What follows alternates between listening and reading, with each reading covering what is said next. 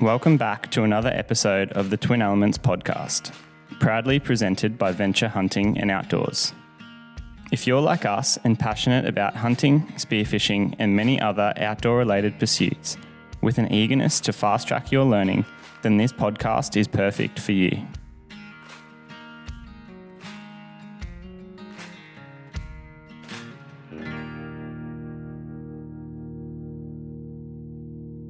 G'day legends, and welcome back to another episode of the Twin Elements podcast. In today's episode, we are actually doing a little bit of a throwback, revisiting one of our first ever episodes that we published on the channel, and that is a podcast titled Fallow Rut Tactics. So this one, I believe, was our third, fourth, fifth episode of the podcast, and it was greatly received, getting thousands of views, heaps of people commenting on it, and a lot of people giving us great, references saying that we really helped them out during the rut. So for today, we're going to tune in, and as we deep dive into some incredibly detailed information surrounding fallow deer as a species, focusing particularly on their physiology and biology, which is then in turn going to help us better understand what it is exactly that we're seeing during the fallow deer rut. So whether you're a seasoned fallow rut hunter here in Australia or a rookie going into their first season, there's a heap of info in this podcast to get you dialed in for this coming March and April.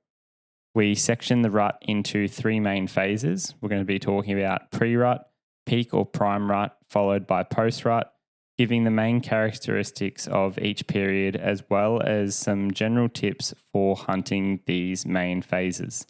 Whether it's sitting off scrapes, rattling, doe calling, silent spot and stalk methods, or even targeting bucks post-rut in feeding areas, we're going to do a deep dive into a range of factors to consider when hunting this March and April. As always, to conclude the show, we are going to be jumping into our FAQ, or our frequently asked questions segment. If you have a question following this podcast, then please email us at info@twinelements.com.au using subject line FAQ, or simply send either myself, James, or the Twin Elements Instagram, Facebook, you name it account on social media and give us a DM, and we will strive to get back to you there. Without further ado, we'll jump into the podcast.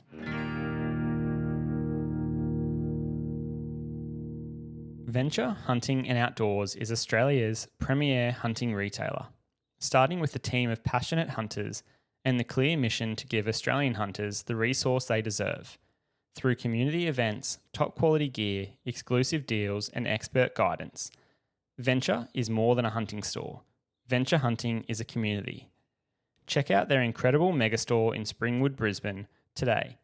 Or, if you're in Victoria, make sure you head to their Hamilton store. The team stock epic brands that we love and support, including Numa Camouflage, Hoyt Archery, Cayuga Broadheads, Dog and Gun Coffee, Ebola Stock Packs, Leopold Optics, Carnivore Collective, and much, much more. Make sure to head in store and get to know their loyal staff, or if you're out of town, make sure you head to their website, www.venturehunting.com.au, to shop all things hunting and outdoors. We will see you there. So jumping into the biology of fallow deer. So really with this, we've got to really look back in history and the past of evolution for these species. Because to be honest, when we talk about rut, it normally coincides with, them getting mated so that in the future when the fawns are dropped, and even when you can look at that doe or that hind or that cow or whatever animal it is, that she's, pregnant during a really good nutritional period, and then she has her fawn equally at a high nutritional period. Because obviously the stresses that are put on that mother, whether it be any mammalian or any species, is quite high. Like, lactating is a huge energy input, and also, protecting a fawn and doing all motherly responsibilities. And so when we talk about rut, like everything is cued so that for that nutritional benefit, or, to increase the likelihood of that mother rearing her baby from the point, parturition where she actually has the baby to weaning when she essentially, it stops feeding and then she kicks it off the tit and it goes around and, goes and continues living its life. You can sort of simulate what's occurring with these fallow deer with other animal species, as James touched on.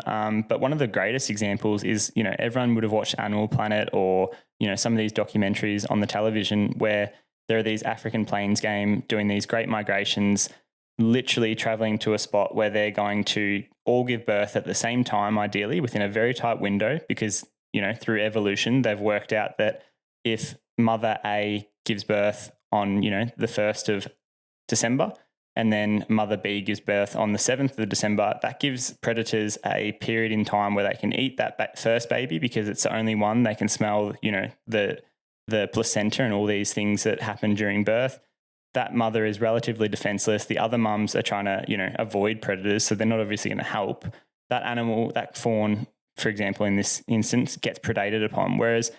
And then they've got time as predators to go and eat, fawn number 2, 5 or 6 days later, whatever example I used. Whereas if, as we see in those African plains games, there's 10,000 wildebeest giving birth to 10,000 wildebeest calves or fawns on one specific day, the percentage of fawns or calves that are getting preyed upon is so minimal compared to if they scatter that out. Over 12 months, for example. And it's all coinciding as well with that fresh green grass that's, that they're migrating to in those animals' instances.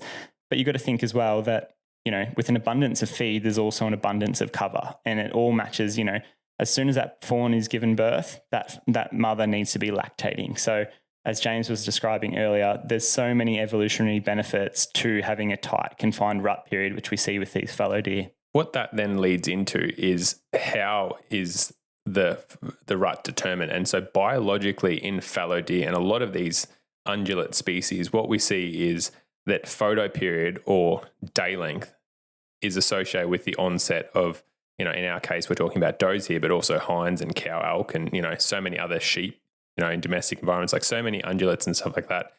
Day length is what underpins the cycling, the cyclicity of their year, really. And it's the same with even then that underpins the testosterone levels. So that also determines antler growth and whatnot in the male species of these ungulates. But what actually happens is, so with the reduced day length that we start seeing through the autumn transition period, that then triggers the pineal gland to increase the level of melatonin through. So with reduced day length, there's less stimulation in the eye, which then stimulates the pineal gland, which increases the production of melatonin.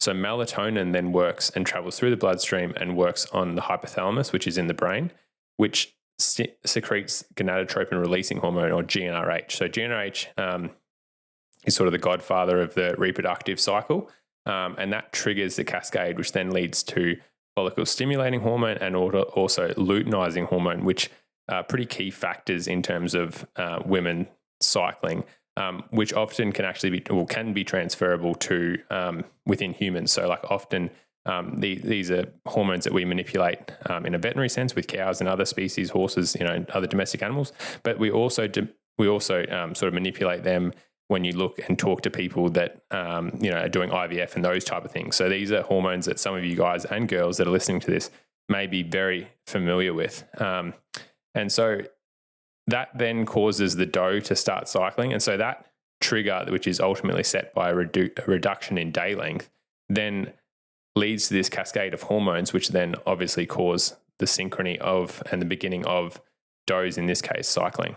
And that's sort of, so understanding this, it's going to be extremely unlikely, nearly not occurring for a doe to be cycling during summer. It's just something that's not going to happen because there's simply not enough melatonin being registered by the pineal gland because the day length is too long. There's too many sunlight, daylight hours, if that makes sense. So that's why it's occurring, as we said, in March, April, in autumn, as the day length is decreasing towards winter when it's normally the shortest day length and darkest amount of daylight hours.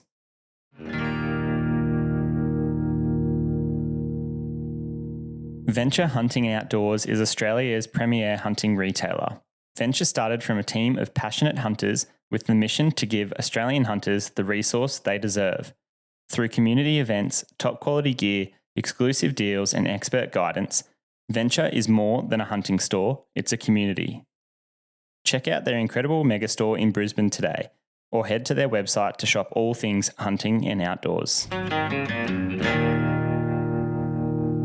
So what we've tried to do is obviously just outline the biology of why and when does will start cycling. But what we've got is a pretty comprehensive list of all the factors that I guess affect that. Often we see it where one rut's not quite as good as the other. And what we've tried to do is list everything that we could come up with from a veterinary and biological point of view of why that may be occurring. So the biggest one that we've found that underpins really the rutting activity is the nutrition of the does and also the bucks. So we see this predominantly in cattle as well all the time through work and whatnot. But if the does aren't in season, if the does aren't cycling, it's most of the time because they've had a delayed onset of them starting cycling purely because they're not in the best body condition score. And that may have been due to a poor spring or a poor summer, low rainfall in that area, obviously lower vegetation. That doe has had a fawn in early December, and then she's got to lactate and produce milk to keep that fawn alive all the way through summer.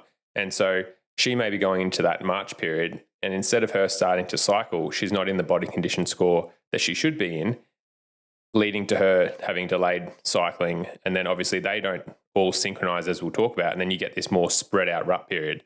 Equally for those does that are it's their first year of cycling, if they haven't had a very good spring, if we hadn't had a very good spring in the particular area you're hunting or summer, and she's going to go through puberty and start having her first cycles, she's going to, if she hasn't grown out properly or if it's been a hard season, then she's also not going to be cycling as well, which will lead to that sort of delayed, more spread out effect that we see during the rut. Because really, all these factors, what it leads to is it often leads to a more spread out rutting activity, I guess, in terms of, in this case, we're talking about fallow, so it's croaking and whatnot, chasing does around on scrapes. The same principles apply for red deer, but you're seeing more does come on at a more spread out period so that the rutting period or the rutting intensity isn't as high. And then that leads to obviously us being frustrated because they're not croaking flat out all day and there's not bucks croaking everywhere. And you're more getting these like sporadic stuff where one day there's flat out croaking and the next day, it's crickets and you can barely find a buck. It's interesting, like with the veterinary perspective that James and I both have, and like working with cattle and dairy cows and beef cattle and things like that. And obviously as a production animal and part of the livestock industry, farmers and producers want to obviously get their cows at peak reproduction. So they're getting a calf every year. By the time they have that calf lactate, that calf is weaned, they're then able to like re-fall pregnant and breed again and then match that cyclicity of, every 283 days or whatever their gestation is, they're having a calf. It's mimicked in the animal kingdom. So all these hinds, if you think of them as this prime breeding animal, wants to be having a fawn or yearling or whatever every year. And that same like veterinary viewpoint also applies to those yearling does. If we term them as heifers, similar to like beef cattle, you want them hitting like their critical mating weights, like which is a term that we use in the beef industry, where by the time they're ready to be joined, so met with a buck, you want them at a certain body weight percentage in cattle. And then by the time that they're actually giving birth, they're not going to be an adult cow after, I'm not sure what the actual timeline is for deer, but for cattle, it might be 18 months or 24 months or whatever. But you also have these critical mating weights and then you want them to be, say, 70% of their adult weight at the time they're joined or ready to have their fawn. And just like assessing the yearlings this same way, if you see yearlings that are way too small, they're going to get misbred and then they're not even going to cycle because they haven't reached puberty yet. And then as a result, you're going to start noticing that your deer population is going to be declining because these animals aren't having fawns at, say, 18 months. They're having fawns at 24 months or something like that. So it just pushes everything back, and it really can be something that you notice if you start looking at these animals as like athletes in a way, and like livestock in the sense of their main point of like purpose, I guess, in life is to mate, reproduce. That's their like success in fitness. They go through puberty when they're about 16 months and 60% of their body weight. So if you can imagine, like, and those are sort of coincide together. So their gestation's 230 days, so 7 months. So roughly, you know, they're going to start those does or heifer does, as we're calling them now. They're going to start cycling for the first time, like in March of the rut that they're expected to be joined. So those often when you get does, or you hear, like, you know, people often be like, yeah, I'm still getting croaks or hearing croaks in May, and some people have even heard it in June. Obviously, I'm not there, but I would hazard a guess to say it's probably a poorly grown out doe that was either born late, because obviously, like, that's the thing. Even we talk, and a lot of this is drawing from our veterinary stuff, but like a calf that's born at the very end of calving, and same with a fawn. So a fawn that's her mother she got joined really late in April. Well, she's already a month behind in growth compared to one that was a doe that was joined on the 1st of April. So, you know, she's got a month less of growing to do. So then she'll likely be smaller. She'll likely get bred later, and so the cycle continues. And that's where we had in here a bit of like a sort of a management or herd pro tip, in the sense that, like, if you're looking for meat animals, and we'll get into a few other tips and stuff with managing your herd and improving your rut in terms of activity, and having a healthy herd. But yeah, like having the tightest synchrony possible, which means like the tightest fawn drop as well possible. So if you get to the rut and you get those, like, if you see any fawns that are like half grown that are still running around, if you're looking for some meat, like those are some perfect animals in terms of obviously like eating quality, but also in terms of just managing herd, because she's going to cycle really late, and which means she's probably not fully grown. And like a fawn is roughly about 10% of the body weight of the doe when she's born. So like that fawn is like, if she's a smaller doe, then that fawn's going to be smaller, and it's going to be late, which means it's going to be later. And so, like, as you can see, hopefully these like factors are all like ticking along in your brain. As you can see, like there's so many factors that underpin like how your rut is going to go. Like there's so many things that we talk about, like, and we'll get into as well, like moon phase and temperature and all those type of things. But even like just nutrition and factors around that is like definitely the biggest underpinning thing. And it's not even like what we're saying, like 2 years before, where they have like a really bad season or the doe cycle late. Well, that can affect a rut in 2 years' time when those does are then coming in to be bred if the season's been crap. So it's like, you know, there's so many more factors than what we've sort of ever previously thought. And that's what we're trying to sort of break down for you guys. Nutrition's that large, where I know in the United States they've done studies on like captive whitetail. So this isn't obviously talking about fallow deer, but you can probably like simulate the rule here, where in utero, so when like a fawn is in utero in the doe, if she's poor nutritionally and low body condition, she's obviously been bred and conceived, like she's got a fetus inside of her. When that buck hits the ground, he's at like a massive disadvantage. So they've noticed that even if he's got the best genetics because they're in a farmed environment, he's got an amazing father stud whitetail that's bred to a doe with good genetics, or assume good genetics as well. They have history of what those animals should eventuate into score-wise, like inches-wise of antler. In 4 or 5 years from there, when he should be at his genetic peak, they noticed that I think it was like 30% of antler growth can be dedicated to the nutrition when they hit the ground as a newborn fawn. And basically, so if you're in drought years, you might not notice until 5 years later that some of those bucks are having really bad, like they just don't hit their potential. But a lot of people say, oh, it's because, you know, there's no old bucks around. But a lot of it we don't realize, and if you use this whitetail rule, can actually be determined in utero. So this is, the buck was pretty much born with great genetics. There could be great nutrition that year, but because of 5 years ago when it was a fetus in the mum's belly, she had poor food availability. He was stunted essentially. And just like understanding these things, it's almost like you've got to use what's happening today to predict what the seasons are going to be like in 5 years, or what your rut's going to be like in 5 years. So if you're sitting there going, oh, this is a really poor year, and you've got hundreds of does running around, it might be advantageous to remove some chittle deer, some fallow deer, sorry. Chittle on the brain. Yeah. It might be advantageous to remove some fallow deer does, which we'll talk about buck to doe ratio in a little bit.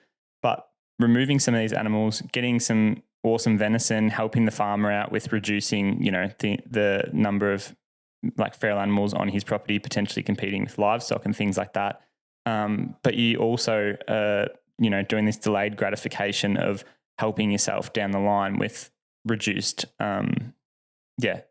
effects on bucks.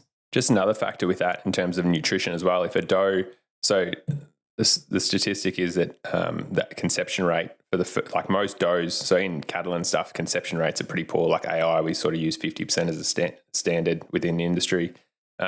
With natural matings, it might be a little bit higher. But with does and most ungulates, so like the conception rate to the first cycle is, they reckon it's about 80%, which is incredible. So 4 out of 5 does that get bred the first time will be pregnant straight off of that. What they've found though is if does are in poorer condition, then they're more likely to lose that first, or they're essentially not going to likely to conceive to the first mating, but also potentially lose the pregnancy. So which then obviously, again, like that spiral and the increased joining period continues, and then you don't get that peak rut anymore. Another thing is obviously if a doe has a fawn later, she's more likely to have a fawn still be carrying a fawn around, like some of these smaller fawns, when it comes to the rutting period. And what they've actually found is that a doe that has a fawn still suckling on her, so that actually her still lactating and that fawn actually still drinking, that actually decreases, has a negative feedback loop to luteinizing hormone, which is one of the hormones we discussed earlier with FSH, about which controls sort of the estrus and cycling periods of does.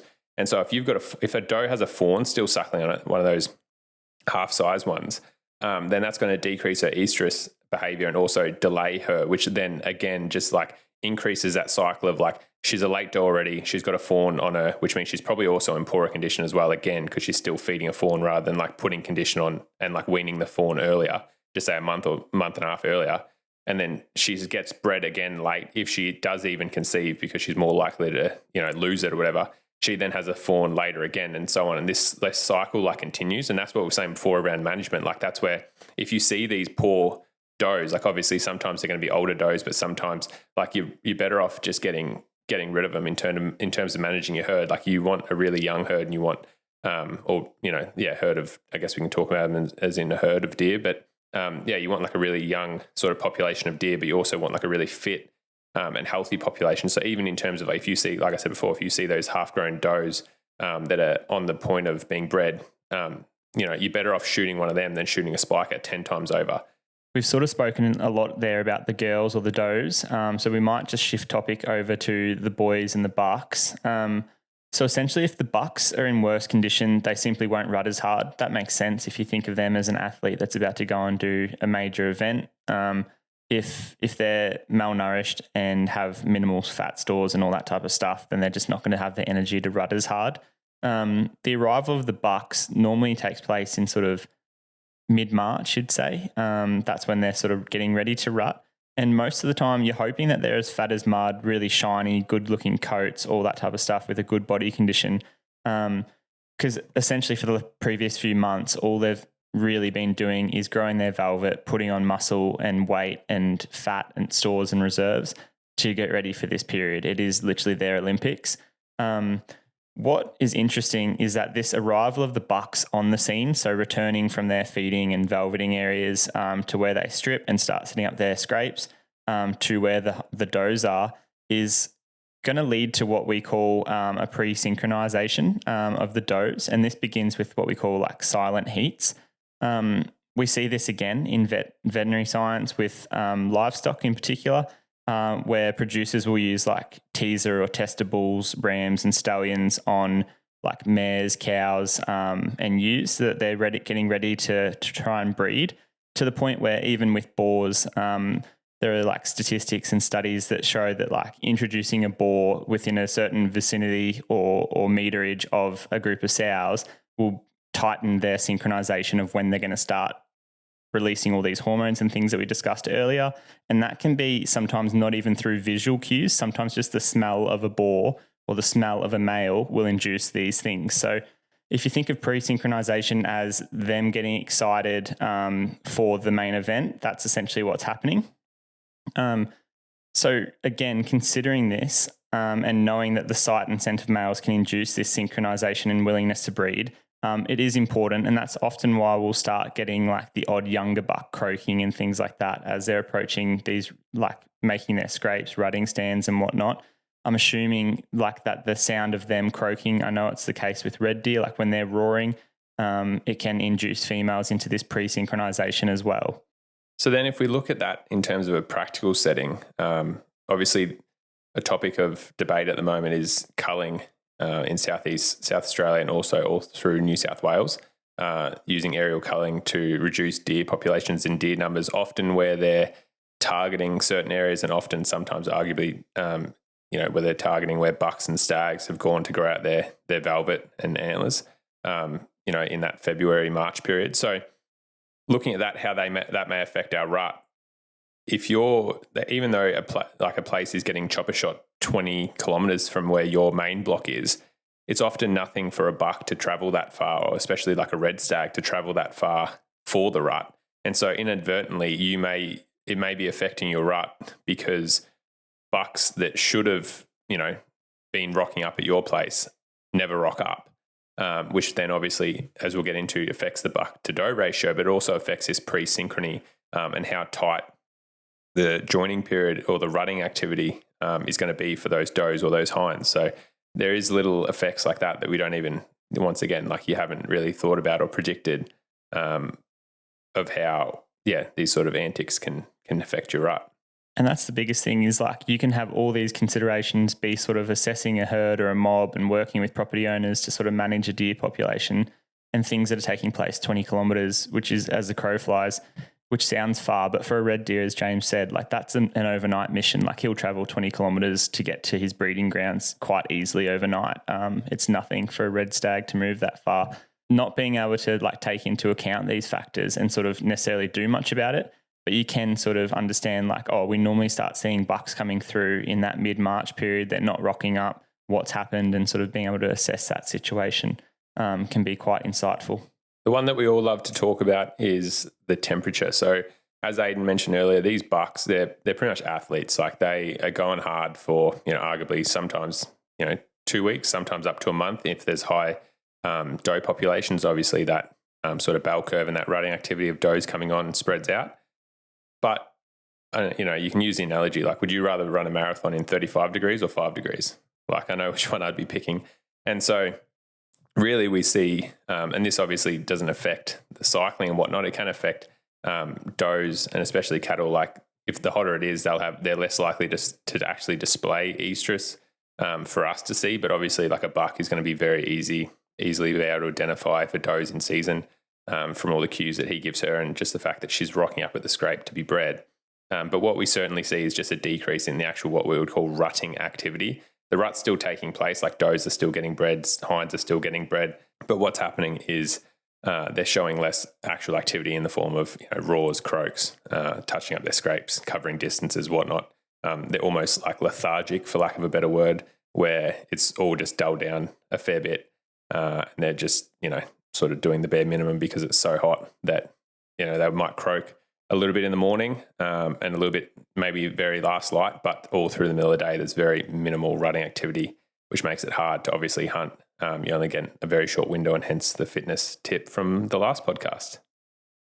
You can also sort of see that generally with these, like as the temperature decreases, the mornings and afternoons are a bit darker, gloomier, characterized by like dim lighting and cloudy days and fog and whatnot. So these darker conditions, whether or not it's true, but could be playing on that pineal gland and melatonin and stuff that we were talking about earlier, because obviously as it seems darker or there's more fog, it might emulate that the daylight or daytime has been reduced as well, which will obviously see that increase in rutting activity. Whereas, if, as James was alluding, if it's 30 degrees, it's blue skies and it's not marathon weather, you might see a decrease in rutting behaviour for that day or for those couple of days. That sort of leads us into rainfall, which we sort of don't believe is a massive factor, but it is worth mentioning in the sense that rain does bring with it often cooler temperatures and that dim lighting. But it's also really interesting, like behaviourally, because bucks are very territorial. They do have their home range of those scrapes that they've created. So they're going to be more inclined, obviously, if you go around and they're urinating on everything in their house or in their area, if the rain comes and washes that all away, they've just spent a lot of time sort of preparing that site. They're going to be more inclined to return and then obviously do their scrapes, touch up those areas, put scent back out on the ground. That's going to be seen as more rutting activity straight after rain. We don't tend to find that, it's raining, the bucks are crazy, the does are cycling more, or anything like that. It doesn't just change things dramatically. As we said earlier, it's all predefined by that daylight and photo period. But it is a factor that, if it does rain, it's definitely not we'll go home and come back later. It's, let's maybe just go and sit off a scrape if it is quiet, because something's more likely to probably come in and refresh that. Yeah, and even just that drop in temperature, you might just get, just say you get an afternoon shower or something like that. And historically, you've found that the bucks are only croaking the last hour of light, which just say is after 5:30. And then all of a sudden, you get the shower at 2 o'clock. I wouldn't be surprised if a buck starts croaking after that. You know what I mean? So it's not the trigger. It's probably more the rain itself. We think it's definitely more just the cooler temperatures, but definitely sitting on a scrape after rain may just be the thing that gets you what you need. And especially if you find some or have some of those really good mega scrapes, bucks are going to be going back and touching up them because they're angry little pricks and they want their territory. They don't want to be sharing that with anyone else. And so they want their scent in that scrape. So they're going to be going around mad, assessing those scrape lines and peeing in a lot of scrapes.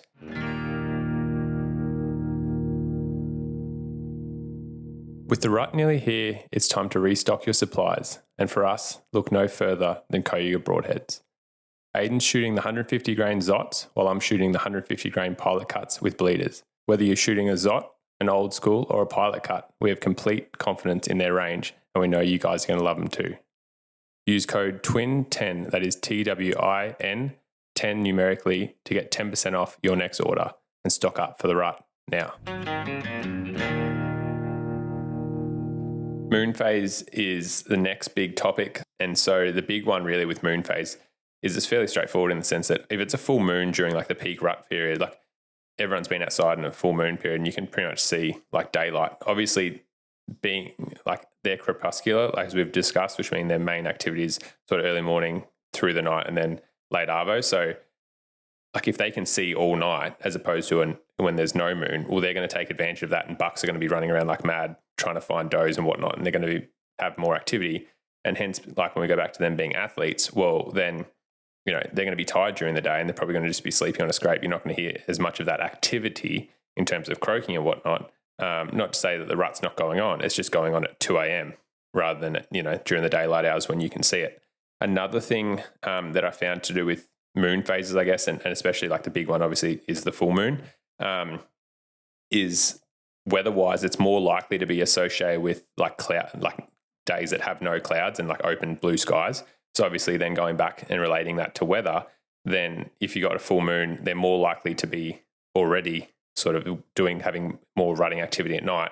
Then following on from that, if during the day it's then a clear blue sky and the temperatures heat up, well then once again, those bucks are going to be lethargic and they're going to be sort of resting up in a deep dark gully rather than trying to actually rut and, carry on at optimal times for us to be able to chase them.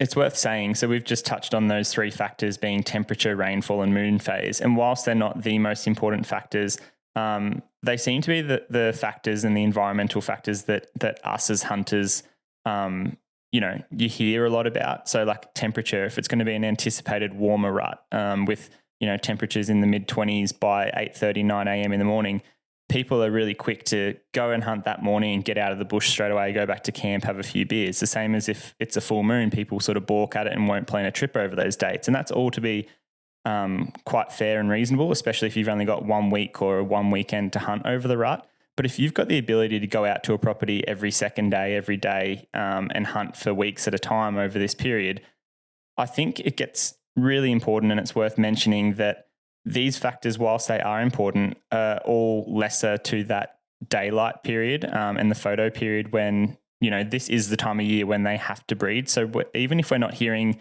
the spectacle that is fallow bucks croaking and fighting on every scrape, the rut is occurring whether we want to believe it or not.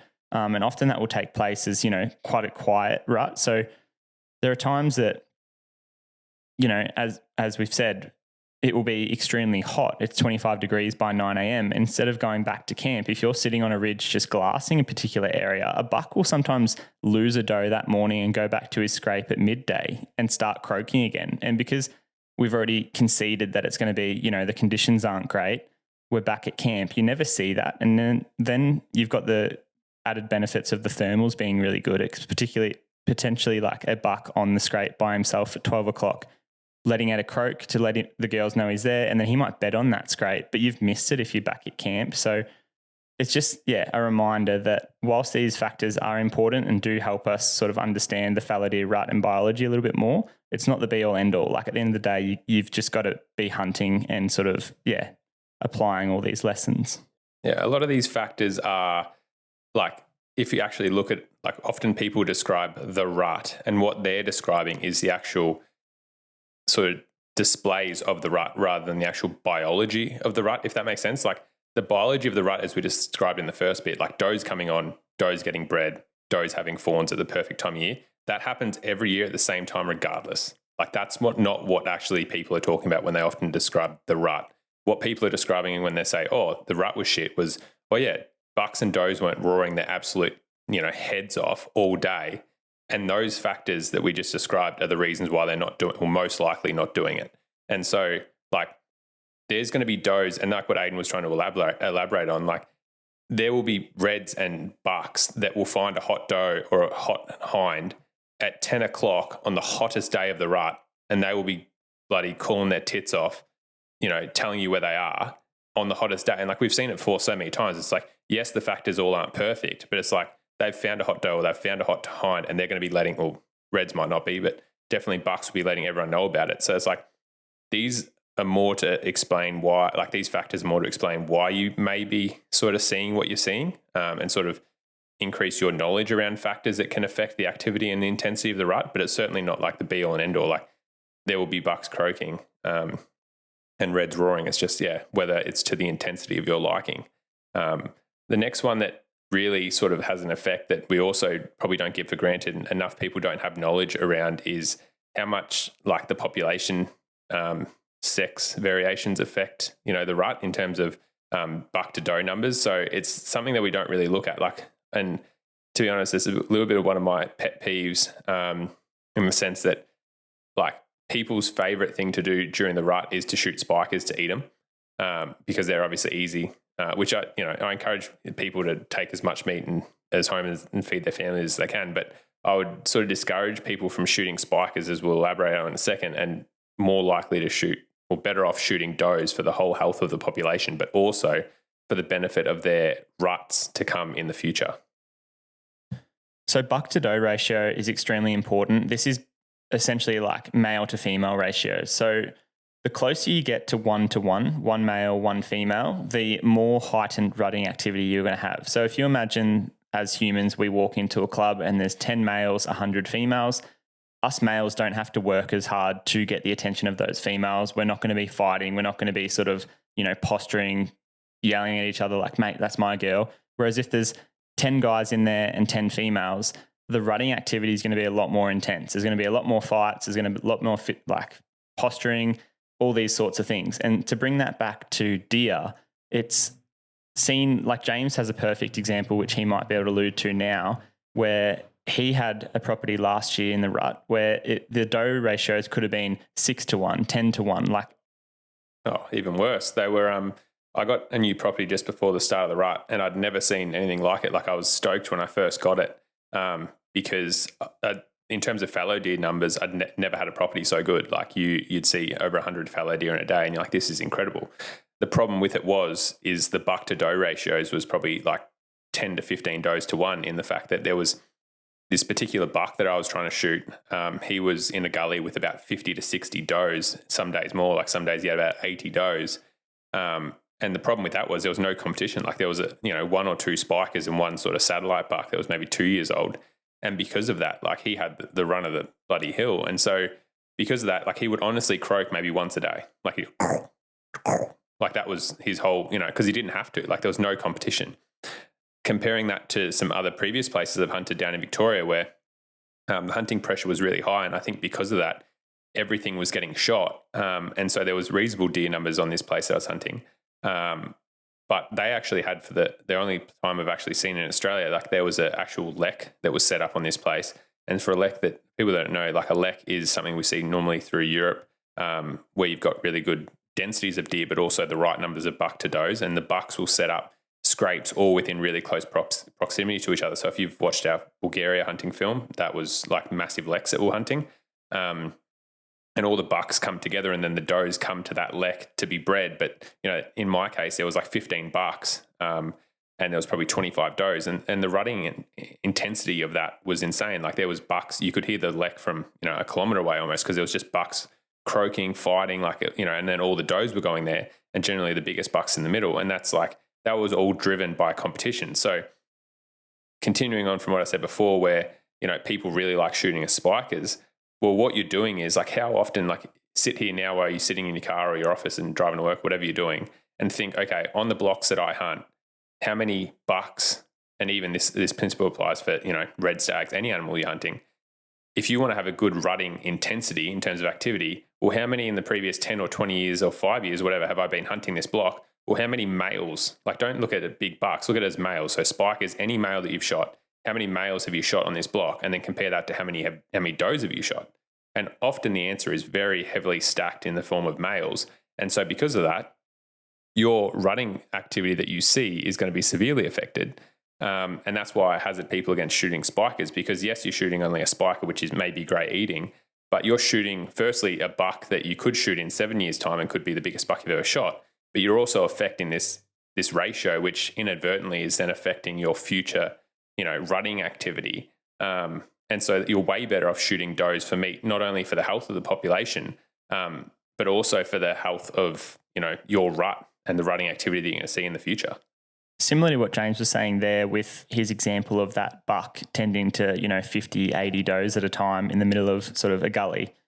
What we're not accounting for is all those young 2-year-olds that we don't know their genetic potential. Like, their genetic potential in theory should be good if they've stemmed from that same property and whatnot. But some of these bucks are coming from 20, 30, 40 kilometres away, have unknown breeding status and genetics. They could be terrible heads where their second year head is essentially what they're going to have for life.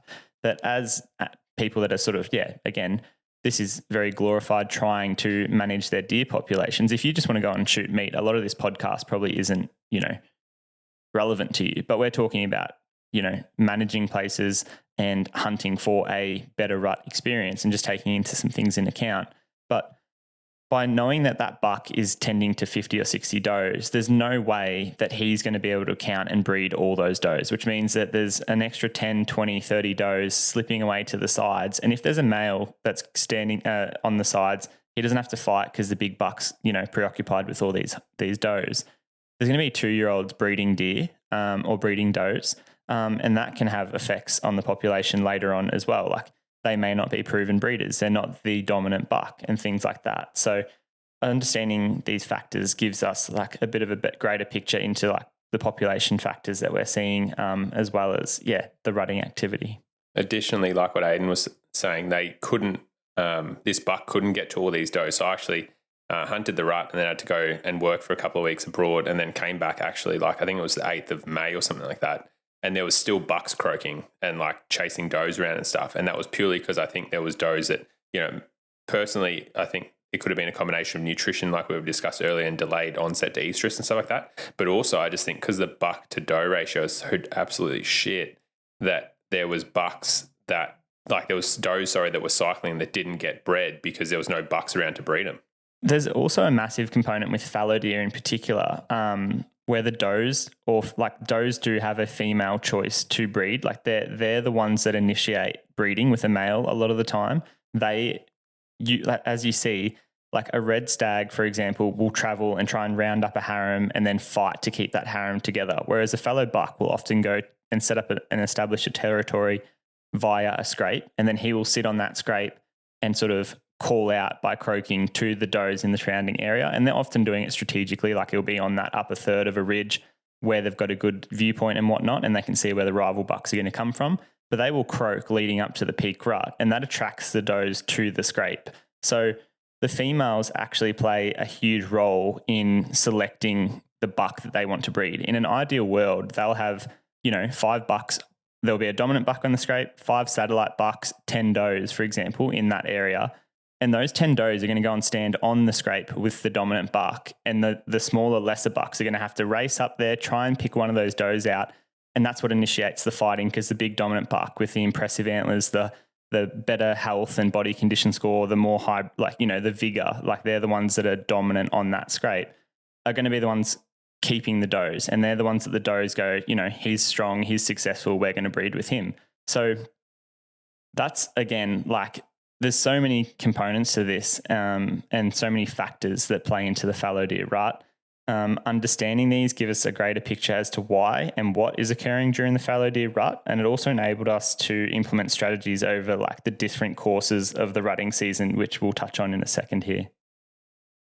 So what we've done now is we've broken the rut into essentially 3 different sections to sort of indicate a little bit more on the biology and what's happening with the bucks and the does at this time, but then also go into a bit of tips and tactics on our sort of preferred hunting styles and methods that we think are the most effective for sort of getting it done, whether that be pre-rut, during the sort of main height of the rut, and then post-rut. So starting with late Jan, early Feb, which we're in now. So those bucks, as you would have seen, they're in velvet and just about to start stripping out. So Australia Day weekend is pretty much our marker for when bucks are pretty much at the end of that velvet period. Depending on where you are, they might have stripped out already or just be starting to strip out. And they've been living in their bachelor mobs for the last couple of months. They've just been getting fat, hopefully somewhere pretty quiet little spot, close to feed and water, and trying to put on as much condition for the months to come when they're going to be rutting as they can. As soon as they've rubbed out, what they'll be doing is they'll be starting to slowly transition back to their rutting areas. So when they actually rock up, the bucks really depends on the buck. So some bucks will rock up, a couple of days before the rut. Some bucks you'll see they'll be there and rolled in early Feb, sort of all the way through to late March. So when they rock up just depends. But what you'll start seeing is an increase in activity, whether that be rubs, scrapes, and just naturally more deer moving around. The younger bucks might be chasing the does. And so you'll be seeing that all the way through February into March. As their testosterone sort of levels increase, the bucks will obviously start building that neck muscles up. They'll be wanting to spar one another. So you might start hearing the odd antler clash. And these aren't going to be the sort of fights that you see during the peak rut where they're absolutely trying to kill each other, outflank each other and get each other. Because you got to think when 2 bucks are fighting, they're not sort of sitting there going, all right, let's lock heads and then, 1, 2, 3, exert all this energy and now we're going to fight and try and kill each other. In a fight like that, the buck's going to try and come from the side and absolutely jam, the lesser buck or its rival in the back of the ribs or somewhere in the vitals like that, or in the hams or haunches. So these younger bucks, this is where they it's a bit more like a gentleman's jostle.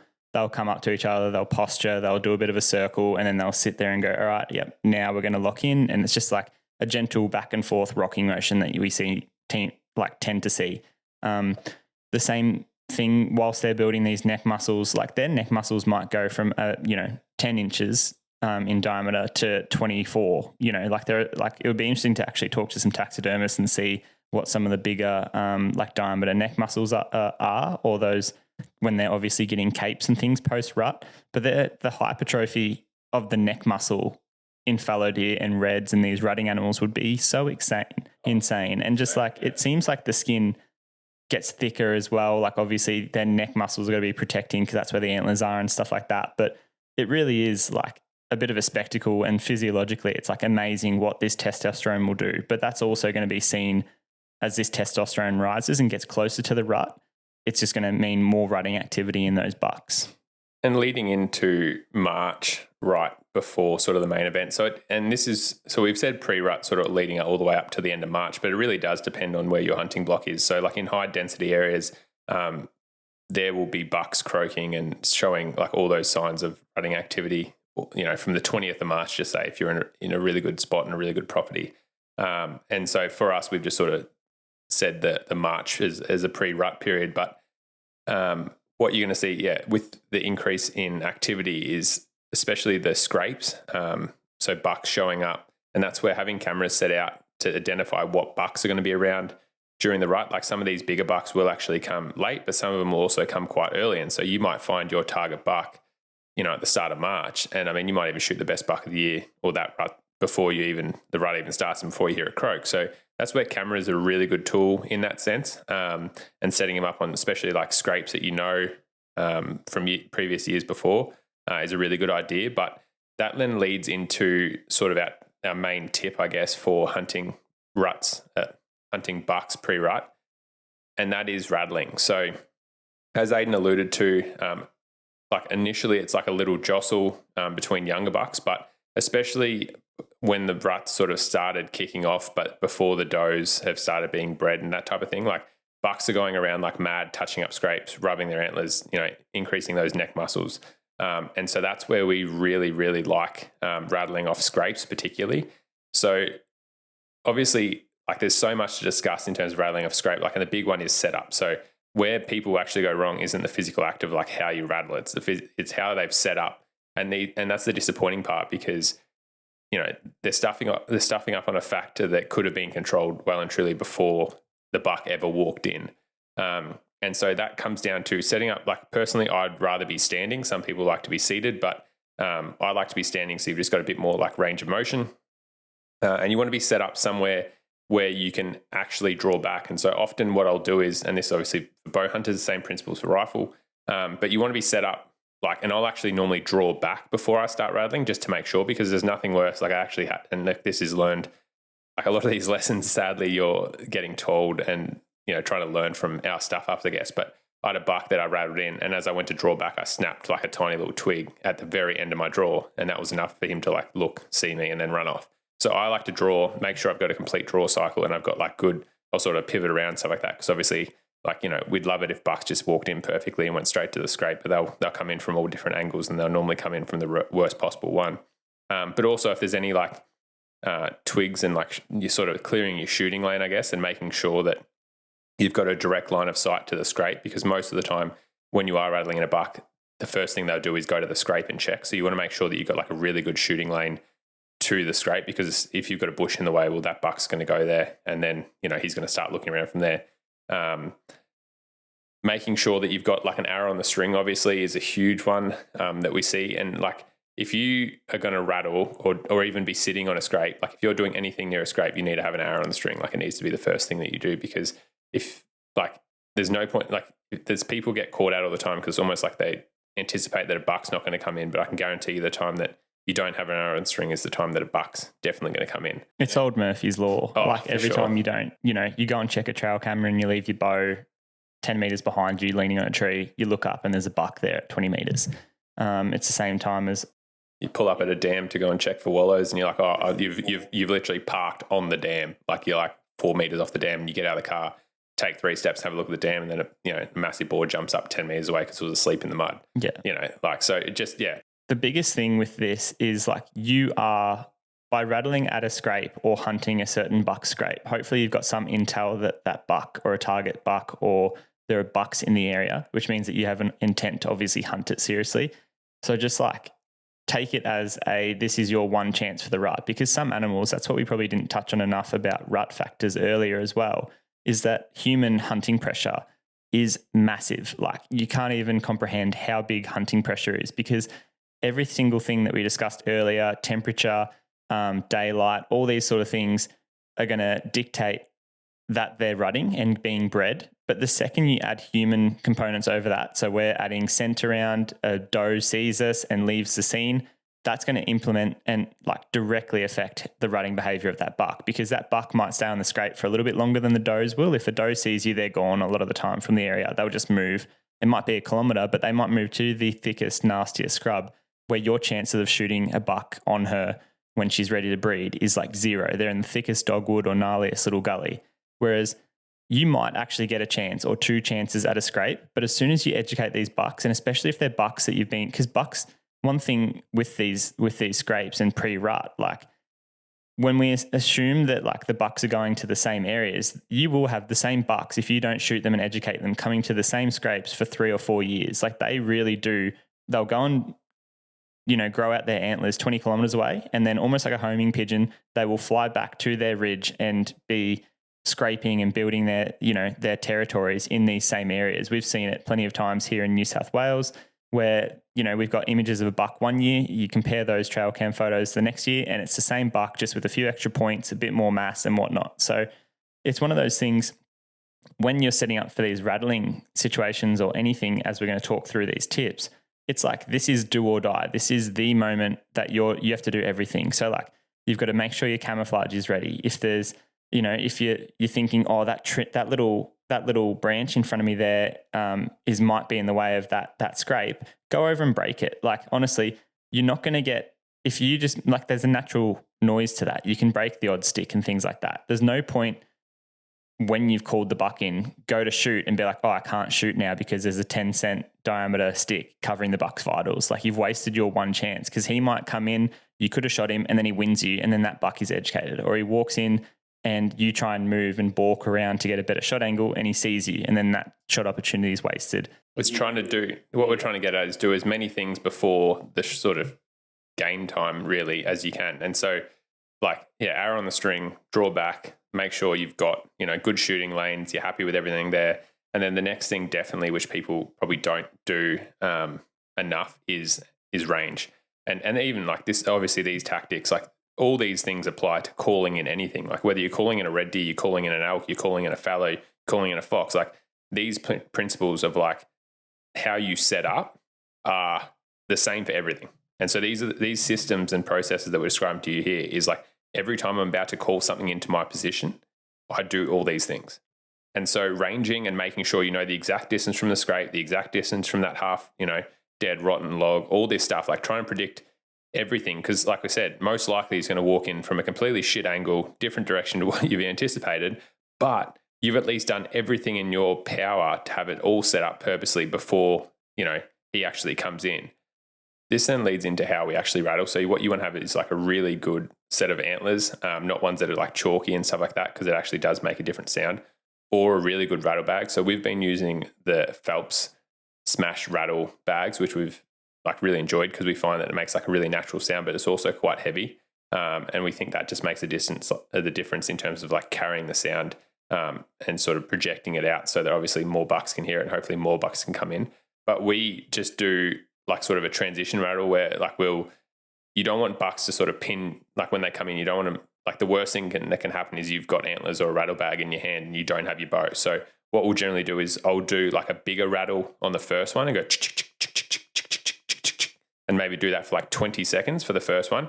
And then I'll have it like set up so that I can almost just like drop it or gently place it. So normally like if you got it on a string or something like that and you put it like around your neck or like in your bino harness in your pocket, like the least amount of movement as possible. Because like I said, one of these times, you'll be rattling and stuff and then you look up and here's the buck like 50 meters away moving in. So you need to slowly be able to put those antlers down or the rattle bag down.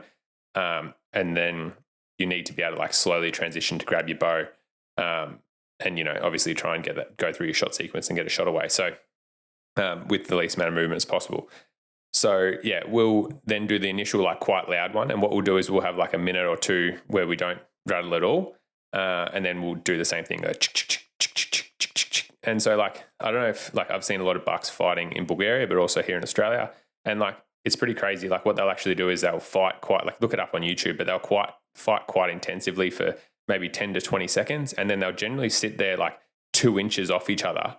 And just breathe, like, because obviously, like, imagine being a UFC fighter, like, it's quite hard, like that. They're using every single strand of muscle in their body is like at full tension, trying to like fight off their opposition for the right to breathe. So, it's quite an intense thing. So they're not just sitting there going for like 5 minutes. Like that doesn't naturally happen. And what we're trying to do with this rattling is like we're trying to bring bucks in to naturally like imitate what's happening in the wild. And so we find that cycle where it's like, you rattle for 10 to 15 seconds, give it a break. And sometimes it might be a minute, sometimes it might be 5 minutes, and then rattle again. And I might do a couple of cycles of that and then I'll stop.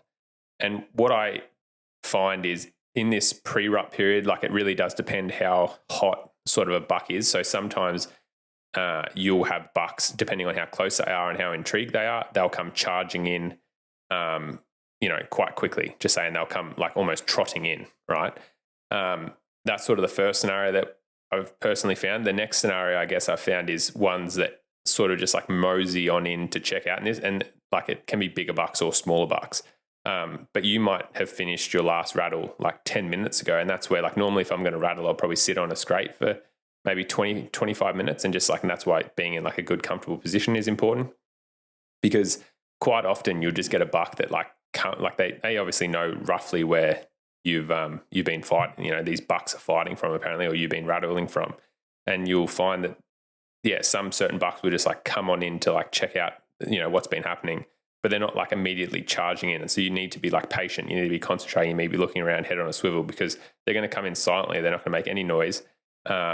And they're going to walk up to the scrape. And I can't think of how many times, you know, like you're looking around, all of a sudden you like look up and here's a buck like 40 meters away walking in. But it's been 20 minutes or 25 minutes or whatever since you've actually done your last rattle. And they've just like, you know, they might have been across the gully and just been like slowly walking over the whole time. I don't know. I'm just sort of hypothesizing, I guess. But it's like, yeah, just make sure you're like constantly aware and make sure that you're actually like looking around all the time, and you give the credit and dues to what you're doing, and actually sit and wait and see what comes in. I think anecdotally, what like can affect these sort of approaches of the bucks, this is again just a theory, but like we'll often rock up to a property. As I said, you can't often hunt and rattle every afternoon, so you don't necessarily know what the buck's doing. Like you might be going into a property saying, yep, it's April 5th. Previously they were, you know, fully amped last year, but because of these environmental factors or whatever or whatnot, they might not be this year.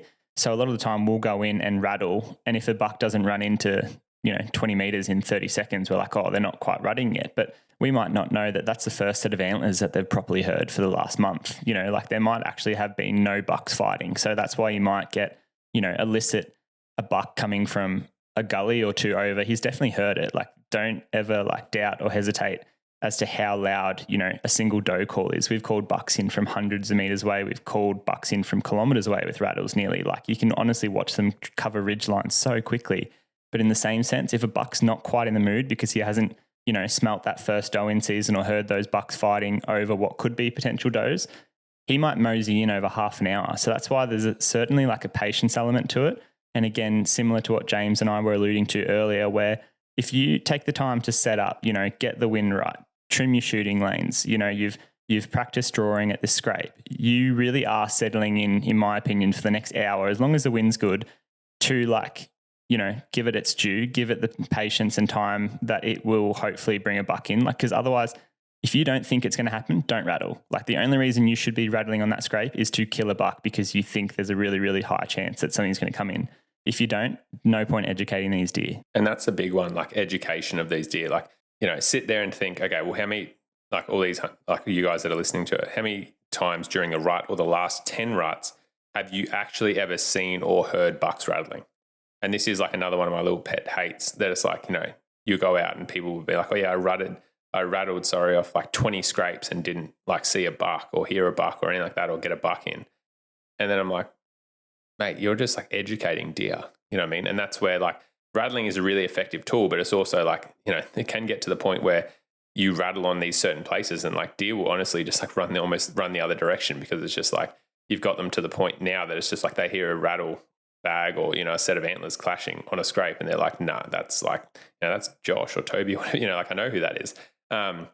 And so, yeah, we like personally, like it's a really good tactic to rattle on scrapes, but it's like you might only do it like once or twice, and you're doing it like of a morning to say or an hour or whatever, and you're doing it like in very distinct locations. Like you'll rattle somewhere and then you might move like a kilometer or a kilometer and a half up a valley system and like rattle again. Like it's not like you sort of rattle, move 150 meters to the next thing, rattle, move 150 meters to the next thing, rattle. Because it's like what Ayden was saying, like it does carry a lot fair way. Like, you know, the other side of a mountain range is like in terms of across the gully is like hearing you rattle. So if you're like moving 100 meters, 150 meters every time to the next scrape and doing a rattle, like, you know, a buck has to listen to you 4 times before you like inevitably like bump it, probably before you, like when he's just sitting on his scrape, if he's not interested, and then you like bump him off his scrape, well, it's like he's going to become very educated about what rattling means.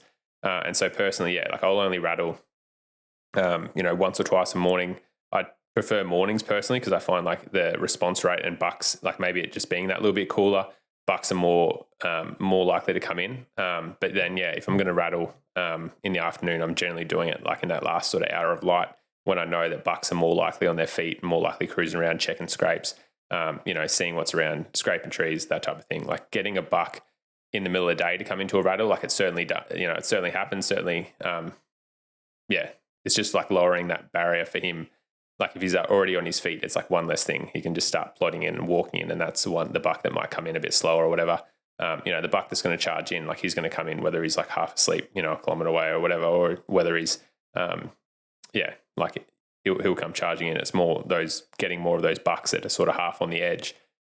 If they're already traveling around, then they're more likely to come in. But these, definitely rattling is our pre-rut sort of tip and tactic. Like we said, it depends on like what you define pre-rut as, but certainly for me in my head, like I'm thinking probably that for the places that I hunt, that like 20th of March through to like sort of the 1st of April, maybe even a couple of days into April, are what I would be calling like pre-rut. And definitely my biggest tip would be rattling. And the exciting thing with the rattle is you genuinely don't know what's going to come in. Like it could be a spiker, but it could also be the biggest buck you've ever seen. So you've just got that anticipation, and you need to treat every single rattle like that, where it's like every single rattle could be the biggest buck that's coming in.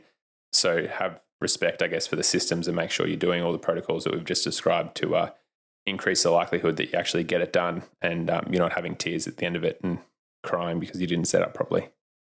And that's where, like in summary, I think pre-rut definitely is about the boys, and especially like the bucks where there are these rattling opportunities. You are playing on the increase in testosterone. They're moving towards the girls. They're setting up their scrapes.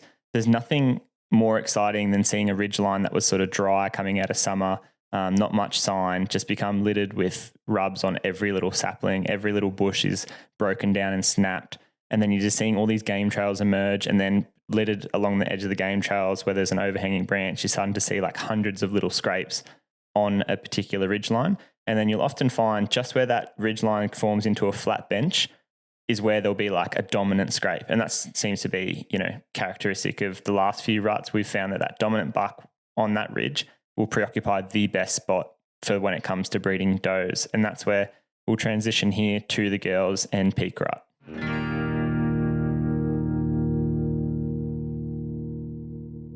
Being so passionate about food and cooking, we have teamed up with Camp Chef. With portable cookware for wherever your travels take you, Camp Chef provides a better way to cook food. Whether in the backyard or the backcountry, shop pellet grills, their cast iron range, or portable cooking systems today. We personally love their large 12-inch diameter skillets and camp ovens for cooking over the coals. So peak rut, we consider is going to be between the 7th and 14th of April.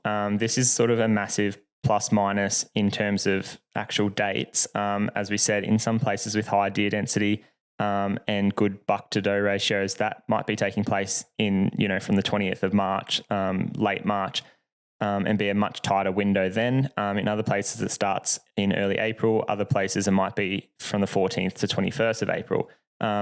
Extending New South Wales and Queensland typically tend to be earlier, whereas Victoria and Tasmania, potentially again because of that daylight hours and things like that, tends to be a little bit later. We like to describe peak rut or split peak rut into a very, it's hard to define, but a period where no does are being bred up until when does are starting to actually be physically in what's called estrus and receptive to breed, and then those does are being bred by bucks. So what you'll see is, and it's this beautiful period, and if you've got been hunting fallow for quite a while, you'll understand what we're saying here, but there'll be a period where does are going to the scrapes, and generally speaking, bucks are croaking like mad. It's probably the period that you see the most rutting activity in terms of intensity of their croaks and, chasing does, and there's, 10 does on a scrape, and there's, three satellites on them, and they're all, acting crazy, and we're loving it. Generally speaking, most of the time, does aren't actually getting bred at those first couple of days.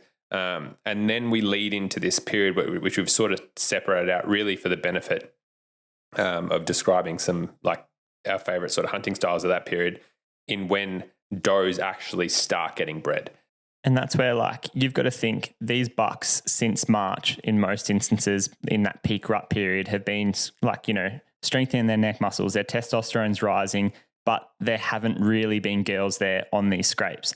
So you've got to think like now in this peak rut, often it's towards the end of March, early April, whilst the does aren't necessarily like they're in their stages of getting they're in their estrus cycles, getting ready to ovulate and breed essentially.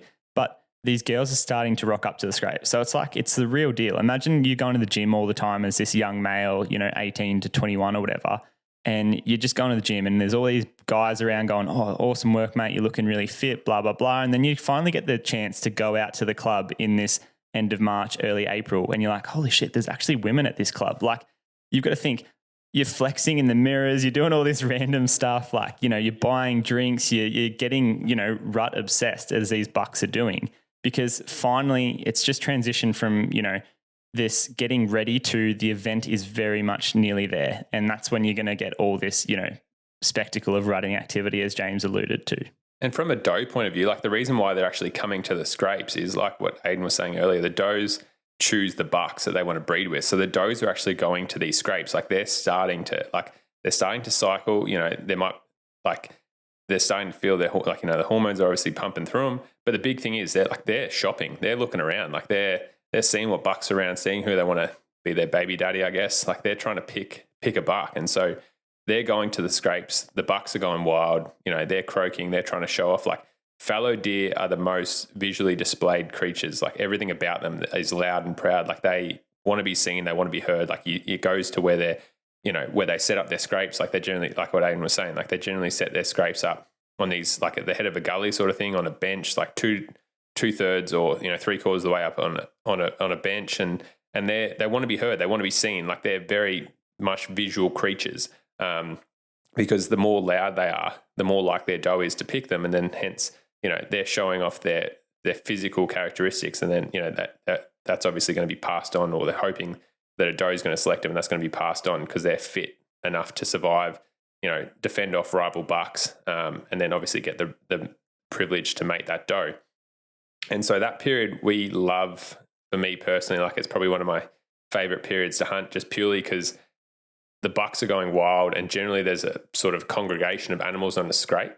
And so in terms of rut hunting tactics, they're generally sort of sitting on a scrape with competition around them that's like triggering them to keep, triggering a buck to keep on croaking. And so generally speaking, that period, my favorite tactic is just spot and stalk. And so because of that, like the biggest thing, and especially like what we've learned from filming, but also just from hunting personally ourselves, like stop what you're doing, listen to what I'm saying right now. The biggest thing that is going to ruin you in this period is a doe spotting you. And so I'll repeat that again. Everyone walks in, a buck's going absolutely crazy. He's normally just he's got 5 to 10 does on this scrape, right? And the thing that is going to ruin your stalk is not the wind. Everyone always believes it's the wind, or they all ran off because of the wind, or they pushed up to the next scrape and the buck started croaking, because one of the does windowed or whatever. It is never the wind. Like, I guess I shouldn't say never. It is very rarely the wind. If you are going to get busted when you're approaching a croaking buck, it is because a doe has seen you. And so take that into account when you think like you're doing your next stalk. If there's a buck croaking on a scrape, 9 times out of 10 is croaking at a doe or croaking for a doe, you know what I mean? Within a very close proximity, within 10 meters. And often in autumn, by the time April rolls around, we've had a little bit of rain. And so the vegetation, the first thing that responds is generally the weeds, the woody weeds, which gets to, that perfect 3-foot height. And all it does is hide the does perfectly, to the point that all you can see is a head and ears. The next key event is when, the first few does actually start getting bred in the peak rut period. And the reason why we've separated out and there's sort of this transition is because that really then sends the rut and kicks it off in terms of like the bucks start acting differently. Using Ayden's analogy from before in the bar where, you've been in the gym, you've been showing off to your mates, and then you finally get to the actual bar. This is when you actually see, guys essentially taking girls home, if that makes sense. And so it just it causes that desperation in the buck, and it makes them more likely to, for example, our tactic is doe calling. more likely and more susceptible to actually coming in to a doe call. Whereas before, when they're just sitting on the scrapes and the does are going to them and they're checking out who might be coming into season. Well, now there's actually that drive, because there is the possibility that, and they've seen it, or they've smelt it, or they've done the act themselves, and now it's the actual possibility that, okay, well, does are actually coming into season, so does are getting bred, so we want to find that doe. And so what you'll actually notice is you get a lot more. You still get like that sort of lek vibe or the congregation on scrapes, but you'll find and see this transition where bucks are less interested in controlling, the whole sort of group of does, and they're more interested in just having that one doe that's cycling at that time. And so that can see bucks, particularly like if a doe breaks, you might see a buck actually run off and just be interested in one doe and go to a different area and sort of shut down and be a bit more quiet, be a bit less vocal, especially if they're getting like harassed by a lot of satellites and stuff like that, as opposed to like you often see a lot more younger bucks at this time, sort of on some of the main scrapes, and holding a few more girls than just say what would have been happening, even a couple of days earlier, before does started getting bred. And they're especially going to be very vocal, and croaking their guts out, running around like crazy. But the key feature is actually none of the does there are in season, like they're still in that sort of checking out phase, and that's the difference between the dominant bucks will probably try and hold the does that are actually hot, as opposed to holding all the does like what might have been only a couple of days earlier. It's interesting because we often speak about fallow bucks being the ones that vocalize, but if you're ever around like a scrape, you'll hear plenty of little mews and these vocalizations from the does. And similar to what James was saying and alluding to about that nightclub scene where, they do take the doe home and they do breed her. Once that buck has sort of become that lustful and acknowledges that there are in fact girls in estrus and they are ready to be bred, the only way I can liken it to is like you've taken that girl home and then you're sitting by your phone and you're sort of waiting for that text message. And then, the next day, day after, whatever, you're sort of sitting there, you're a little bit anxious, you've bred that doe, and then you get this text message, which you can liken to a doe call saying, hey, like, do you want to catch up again? And that buck is living for that, that contact. So again, the fast-paced, frenetic nature of the fallow rut, that buck might breed the doe for a couple of hours and she's in estrus for up, 2 to 24 hours most of the time. And that just dates back to that fallow deer biology. So he might be with her locked down for 4 hours and then another buck comes in that's of similar size. They fight because it's a true rival in this instance. It's worth spending his resources on actually fighting that buck and establishing his dominance again. But that doe might slip out the back because a little spiker came and harassed her.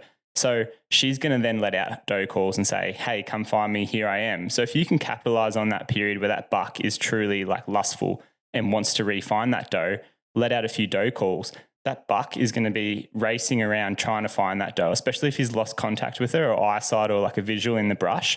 And that's one of the most effective ways of killing that true mature buck, the dominant buck, is timing your doe calls right. Because if you let out a few errand doe calls, you're going to get every single buck in the vicinity. And it's quite often the lesser bucks that come in. But we've had it multiple times where a fallow buck has lost his doe. We've got young spikers at 10 meters, smaller bucks at 20 meters. The wind's actually good. So they're not winding us and sort of running away erratically, but they're like a little bit curious. You let out a doe call and they're like, I can sort of see a bit of a figure, but there's no doe there, but just the frenetic nature and the curiosity of the rut.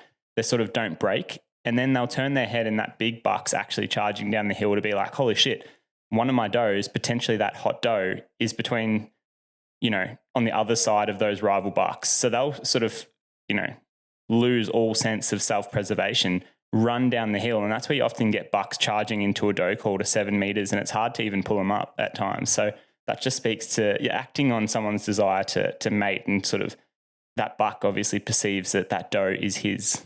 But that really only happens after does. Like you can doe call, especially like in that first sort of pre-rut phase, with sort of limited success. But we just find the success rate of a doe call goes up exponentially once they've actually started sort of mating and breeding with does. It just carries so much more weight. And to really dive into the detail of this tactical strategy, like what we try and do is like, because generally speaking, that buck's going to be on a scrape still, and it might be in a group environment, or it might just be, one buck on a scrape with a doe, or a couple of does, like a doe and a fawn, for example. But generally speaking, what we try and do is go in there and then probably get to like 50, 60 meters away. Like I stressed in the first scenario, like the biggest reason why you're going to scare that buck off that scrape is because you've actually scared the doe. So remember to keep your binos up. Like your binos aren't an expensive piece of jewelry that just sit around your neck all right and you don't use. Like, people spend $2,000 on a pair of binos and they're just a weight. Make sure you actually use them, put your eyeballs through them, especially when you're moving in. Don't move too quickly because you most likely get picked up on that movement. And once you get into that 50, 60 meter strike zone, that's what we find like critical for most species when you're calling them in, because you're like right in there. And sometimes, there might be no satellites around and you just doe call and that might draw them in. The next thing that may actually happen is a satellite might come in first, and that may be the trigger, like, that jealousy trigger. Like if a girl's talking to another guy, then, often that's what the trigger is, to get another guy over to come and talk to the girl, or if they've got a boyfriend or whatever, then, that guy sees him talking to his girlfriend and he's going to be straight over there, and it's the same thing with bucks. Like if a young buck starts moving in, like what Ayden was saying, on a doe call, that might be the trigger that gets that buck that's up the hill on a scrape to run down and be like, nah, stuff that. I'm not letting, that little buck take my girl away.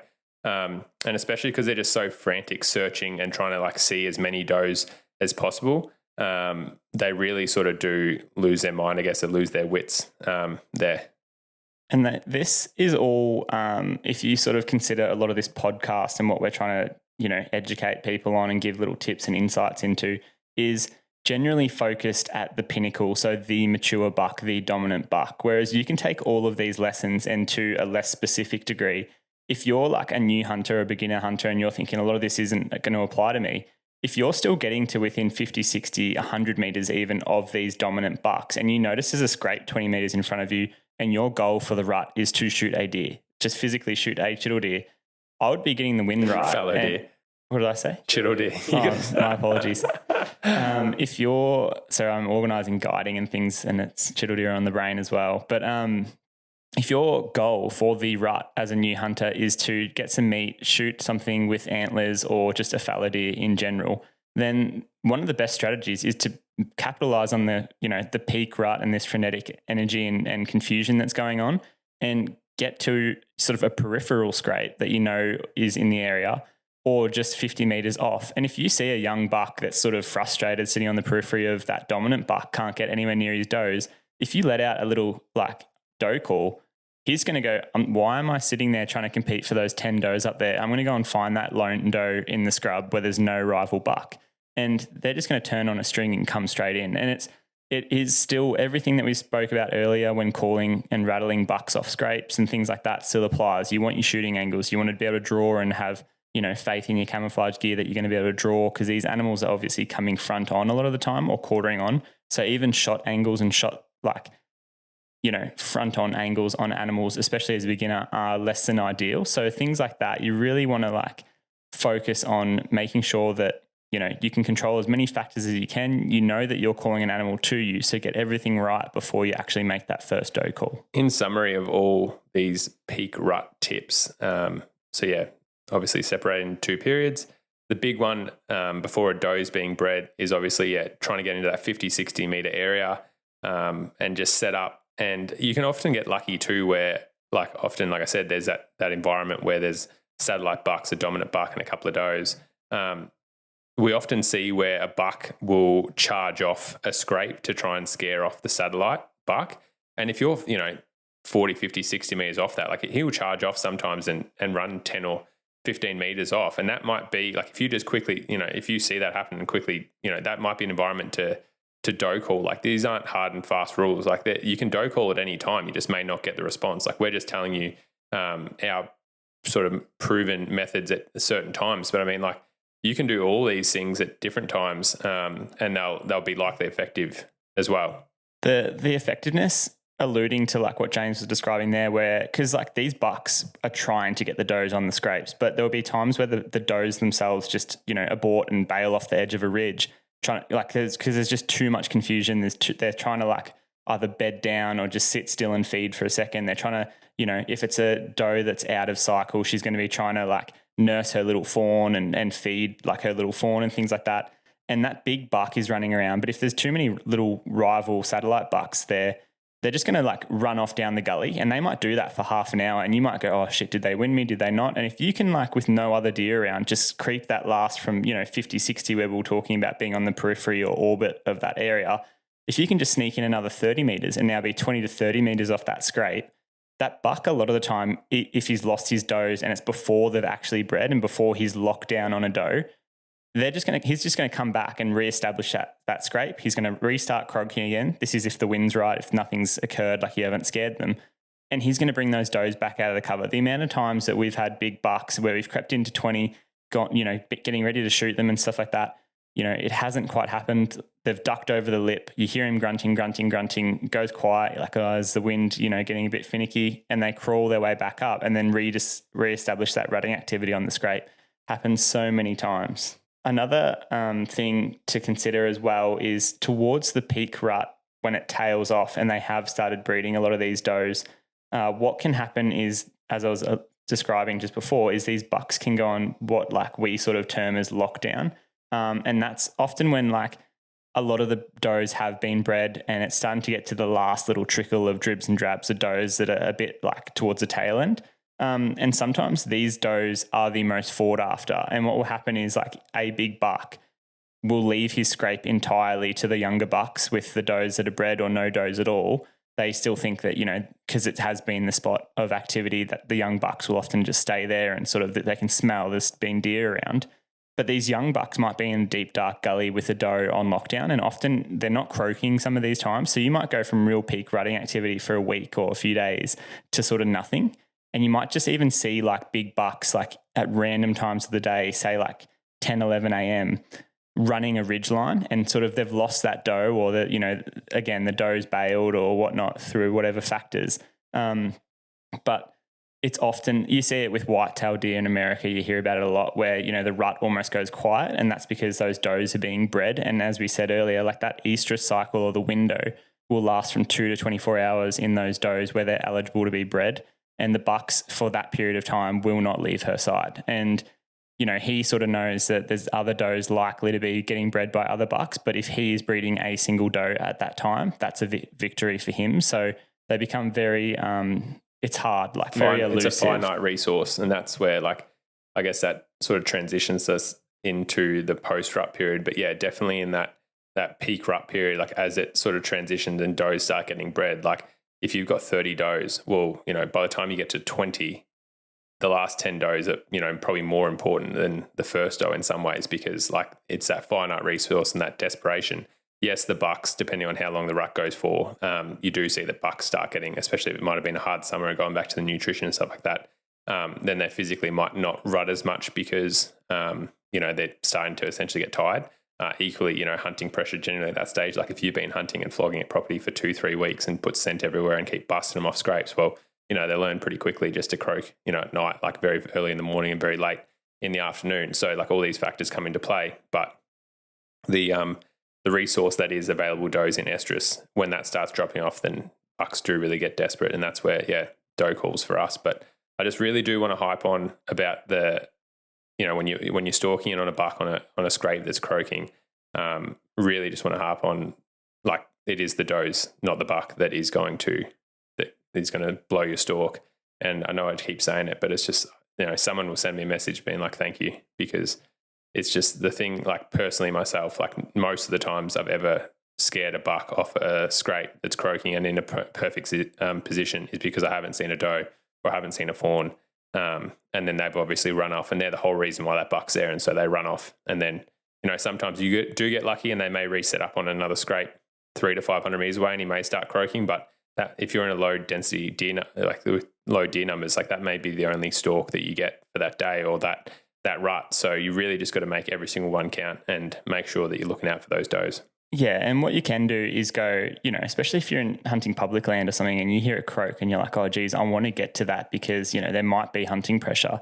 If it's 500 meters away, it's fairly safe to it and you're hearing it from an opposing ridge or something like that. it's fairly safe to say that as long as there's good cover and you're not in direct eyesight across gully of like those deer seeing you, that you can sort of get down pretty quick and start heading up that ridge. But the second, you got to think of it almost like a bait ball if you're familiar with fishing. And that big buck is in the middle of the bait ball. And then every 10, 20, 30 meters around it, you're getting less and less animals or less and less fish, for example, in a bait ball. So like all the action is happening in the middle, and that croaking buck might be at 200 meters now. That's when you go, okay, I'm really going to start slowing down. I'm not just bush bashing, but I'm going to get on a game trail and start having a silent approach, because you've got to think that, okay, so you've got the buck in the middle. I'm 200 meters off him. In the next probably 10 to 100 meters, you've got like young bucks, rival bucks, all orbiting that massive activity in the middle. Off that, you might even have a doe and a fawn that aren't even close to being bred, but she just wants the comfort of knowing that there's other deer in the area. So she might be 150 meters off that buck. If you start walking up and you get barked by a doe when you're 150 meters, the does that are 10 meters from that buck, he might not even hear it because he's that rutted up, vocalizing and croaking and worrying about all the other bucks. But if those does hear it, and then they might not even run, but they might just start looking downhill or uphill, depending on the wind and whatever, trajectory that you're approaching from. But if they're looking, and then after another 5-10 minutes, you're slowly creeping in, you're not using your binos enough, as James was alluding to, you step on a stick, suddenly those does that shouldn't have any concern for a human presence or a threat, and they should be focusing on, the rut and normal fallow deer behavior, are looking over their shoulders. And that's when, as James was alluding to, they're going to notice that something's amiss way before the buck. And often people go, I was approaching this buck and he just went quiet. We've seen it so many times. We talk about it so often. The buck is not looking for danger. The buck is only looking for does. So as James has alluded to multiple times, as we hopefully get you to take home from this peak rut, it's the does that are going to fool your stalks and end in upset and failures. Is just approach it. You've heard that buck croaking. Hopefully you've done the research. You know what scrape he's on. You know roughly where he is, which gully head. Think about the wind. If you're going to get up there and the wind's going to change before you're actually eligible for a stalk, you're better off waiting. You're better off just going, okay, I know where this buck is. There's a fair chance without any pressure or human intervention, he's going to be there either this afternoon, tomorrow, whatever it is. And I know like human temptation is like, that buck's croaking, I've got to get in there right now before he shuts up. But as we're sort of describing, a lot of the factors, if a fallow buck is croaking, he's going to be croaking unless we sort of spook him or scare him. And it's not even him, it's the does that he's pursuing.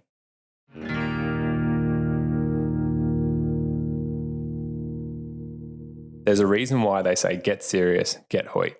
Ayden and I have been shooting Hoyt bows for a long time now, and the reason is we're rough on gear.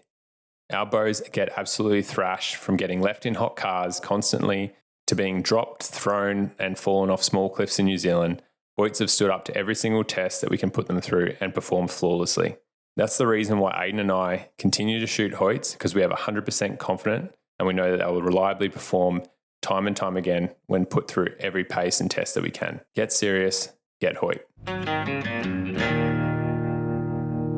The next period, which probably is arguably my favorite period, I reckon, to actually get it done on a big buck, like definitely probably pre-rut a little bit with the rattling, but definitely during the rut, it's actually, I find it sometimes the hardest period to get it done on a big buck, because there's just so much activity around him, like especially in these high deer density areas. Like if he's in a lek setup, or if he's in a setup where he's got 10, 15, 20 does and a couple of satellites, like there is almost a force field around these bucks. Like there is a lot of sneaking that needs to be done to get you in there to within bow range, especially like rifle. It's a little bit different, but it can be quite a mighty task getting in there on a rutting buck.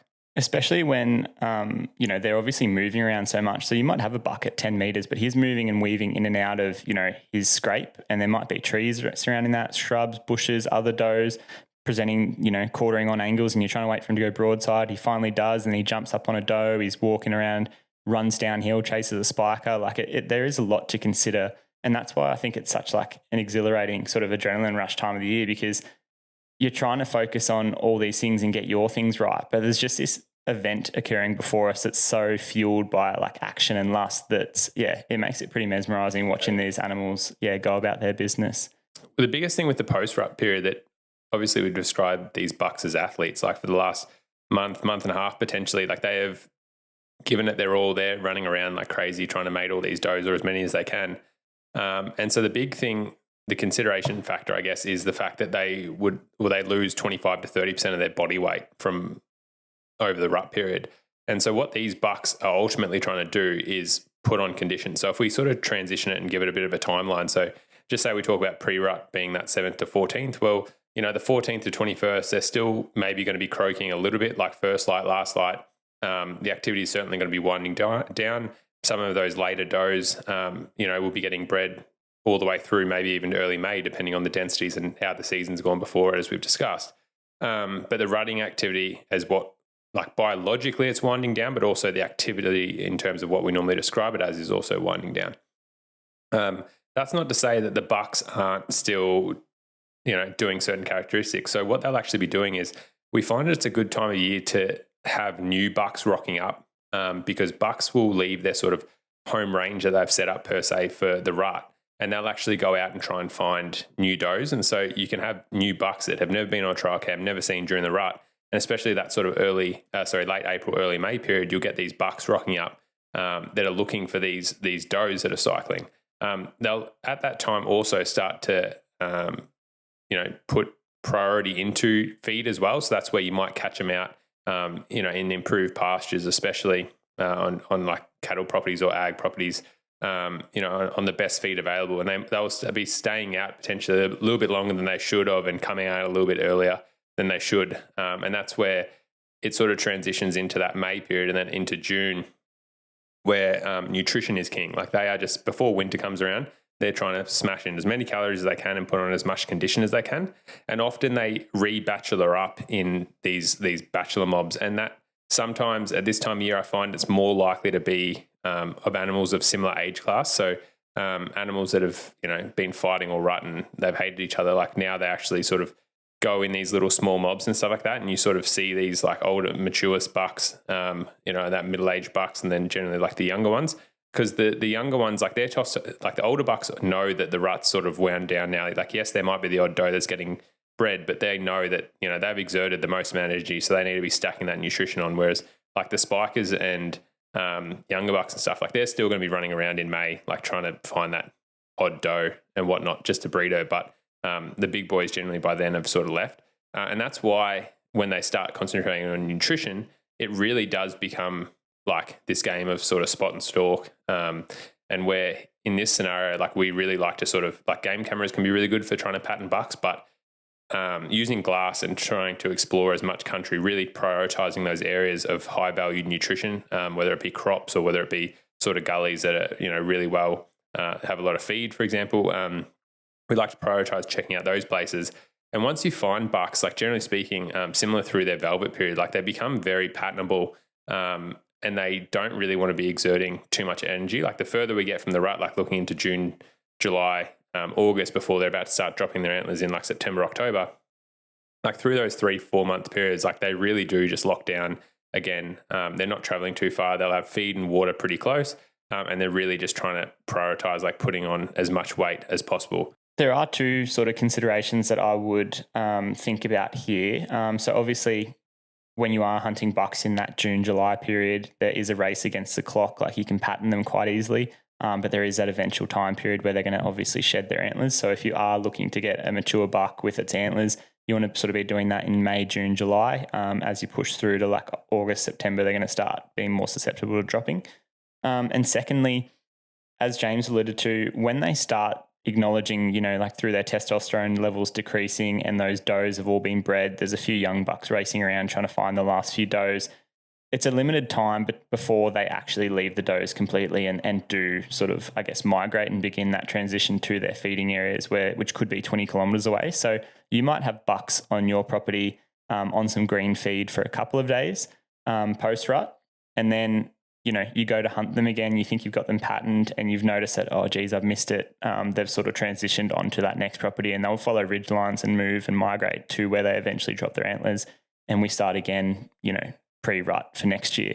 Another thing that I just wanted to jump in on is that early on in this post-rut period, so just after a lot of the bucks have exerted themselves, where James was alluding to, the fact that they've often lost quite a lot of condition, there are times that you'll find a buck bedded late April, early May, and he can barely lift his head up, and his skin and bones, and often you'll find him on their scrapes just bedded.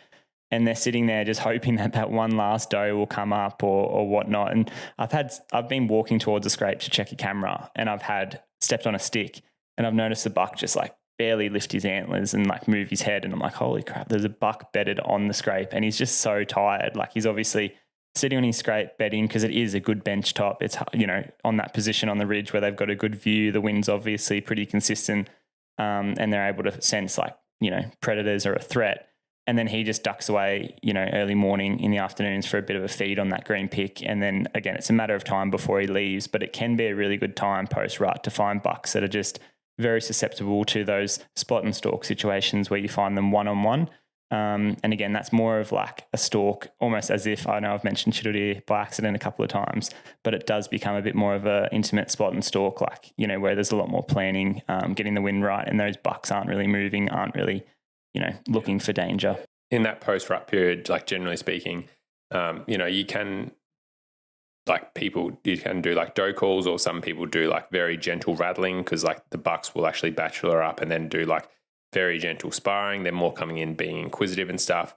But really that post-rut period is spot and stalk, which we'll obviously dive into our best spot and stalk tactics and stuff in future podcasts. But getting some glass up on high ridges. And what Ayden was saying, bedded bucks on scrapes and stuff, I find especially first thing in the morning when they'll be bedded up on a scrape, getting a bit of sun and stuff because they're just absolutely cooked. They've given it their all rut, and now they're just trying to relax and conserve as much energy as possible. But I think that's a pretty comprehensive and awesome summary. Obviously diving into not only the biology to hopefully explain to you guys why what you're maybe seeing during this rut is occurring, and then just gearing you guys up to sort of understand that, but also just our sort of personal tips and tactics and what we've found to be the most successful at certain periods. We've tried to break it down as much as we can to give as much information as possible. As we've obviously said, there is no sort of just straightforward rule for each time. Each one of these tactics can be used at any time, and that's where time in the bush and just analysing your situation, it might be might be peak rut and it might just be best to go in silent, or it might be, what we'd consider pre-rut and it might be best to try doe call. There's no hard and fast rules. It's just sort of our recommendations from experience, and obviously trying to match up biology and sort of what we've seen and what we think the bucks are trying to do to be the most successful that you guys can. Are you in the market for serious boots for all feet, terrain and adventures? Well, look no further than Lower Boots. We have been running the Lower GTX3s for many, many years now. I've lost count of how many years and adventures we've had these boots without so much as a blister. They are flexible enough while still being supportive. I run them across multiple land types, whether it's in the Northern Territory floodplains, the mountains of Montana, or the basalt wall country in North Queensland, Australia. The team at Lower have extended their generosity to you, our valued listeners, and supplied us with a unique discount code. Head to their website and let them know we sent you. Use code TWINELEMENTS10 at checkout for 10% off your next order. If you're like me and enjoy trying things before you buy, then head in store to Venture Hunting. They have their Springwood Megastore as well as their smaller store in Hamilton, Victoria. Enjoy the benefits of trying before you buy and get the perfect fit. Wear Lowers on your next hunt. Your feet will thank you for it. Alrighty, so a heap of information to unpack there, but we are not done yet. So we have the FAQ segment now. So if you have any questions following all of that information, or even any questions not relating to fallow deer as a species, please send us an email with the subject line FAQ to info@twinelements.com.au, or DM either Twin Elements on Instagram, Facebook, you name it, or Ayden Doumtsis Outdoors or James Doumtsis Outdoors. We are truly on a range of social media platforms, and we will strive to answer those questions. And if they're worthy enough for benefiting others, then we'll strive to get them on future episodes of the podcast. Today's first question has been sent in by Ben Hansen. Ben says, "Hey guys, I just listened to your podcast about velvet bucks. Thanks again for my mention in your FAQ podcast. Also, it was awesome hearing you guys mention my story and for giving me tips on tracking after the shot. Since then, I've had some luck putting meat on the table and getting some good deer. I'm writing this time in regards to the property that I hunt. I've hunted it a few times and all I seem to see on it are bucks and spikers. It had a good amount of deer present from the rut to around Christmas time. They were all bachelored up and looking good. The last few times I've hunted it, mid-January to now, I've not seen any deer. My question is, are they moving off to other areas to grow out and rub like you guys stated in your Velvet podcast? No, I haven't found any cast antlers on the property yet. I love your work, guys, and so did my son. He's excited to become hunting this rut and get his first deer. Regards, Benny." So awesome. That is really great news. Thanks, Benny, and I'm glad you're being able to put some of these little tips and tricks and things like that to great use. Hopefully this podcast will further help with that, and hopefully you can get the young fella onto his first deer. That would be awesome, and we'd love to obviously hear about it should you be successful. In relation to your question, all of the timing and everything that you have sort of mentioned sounds about right as far as, you know, seeing the bucks bachelor mobbed up, especially over the summer months. Normally come, you know, mid-January, sort of towards, a lot of people use Australia Day as a bit of a marker in the calendar. So around January 26th, you're going to start seeing some of these bucks that have been bachelored up together and in their velvet starting to strip their antlers then. That's often a good time for people, just as a general landmark in the year or in the calendar, to start targeting bucks that are going to be stripping. So the fact that you haven't really seen them from that mid-Jan period to now being in Feb would probably suggest that some of those bucks are starting to split up and spread from where they were in velvet and bachelor mobs to now where they're going to be wanting to go and rejoin the ladies gradually, start setting up their scrapes, really claiming and making their territories, and then getting ready to rut come March, April. So I think from the sounds of it, and sort of similar to what you were alluding to there, it seems like you're, you know, on the pulse in terms of having a pretty good understanding of what's going on. I think you've probably got a property that's better as like a summer feeding area where the bucks go for a nice quiet time of year.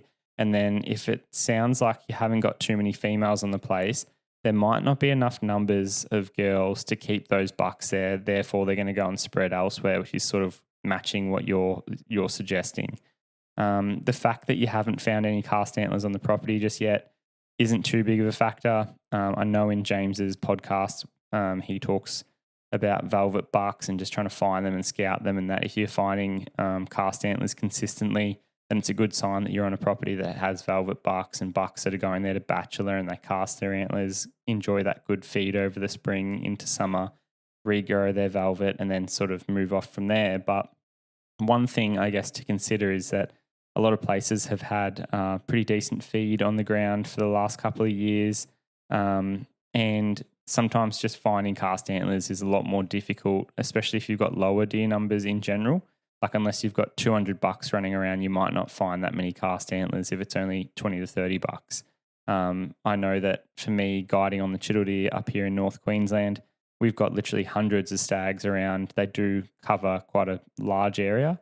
And, you know, we often find one cast antler here or there, but it's one of those things where with seeing how many deer there are, especially when they're congregated in big rutting mobs, you'd think that you'd be walking across cast antlers and broken tines and all that type of stuff all the time, but it's just simply a bit of a task trying to find cast antlers. And I do think it's also one of those things that once you find one and work out where they're casting, that's sort of a bit of a recipe to then find further success in terms of finding them. And you might find that they don't necessarily cast on your place, but they cast a few properties down the road, keep moving, and then they eventually set up and get onto your property where they grow out their velvet, should they not be obviously pressured or anything like that, or as long as there's feed available. So for a bit of a wrap up, I think the thing to do would obviously be checking it out, come the rut and keep checking in on it. Obviously, trying to find where the girls are. If there aren't any girls on your place, then I doubt they'll be rutting there.